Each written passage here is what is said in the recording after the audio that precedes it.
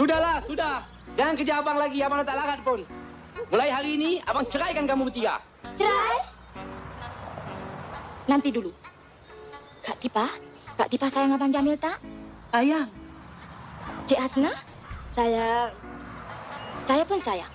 Kalau begitu, biar saya buat satu perjanjian. Abang Jamil tak boleh cerai tau. Tapi Abang Jamil kena hukum. Hukumannya, malam ini Abang Jamil pulang rumah Kak Tipa. Besok malam, rumah Cik Hasna. Lusa malam, rumah Ani. Lepas itu rumah Kak Tipa. Lepas itu rumah Cik Hasna. Lepas itu rumah Ani. Begitulah seterusnya bergilir-gilir sampai Abang Jamil mampus. Setuju? Kata orang tua-tua, rezeki jangan dicari, mau jangan ditolak. Balik. Rezeki jangan ditolak, mau jangan dicari. Hamba setuju.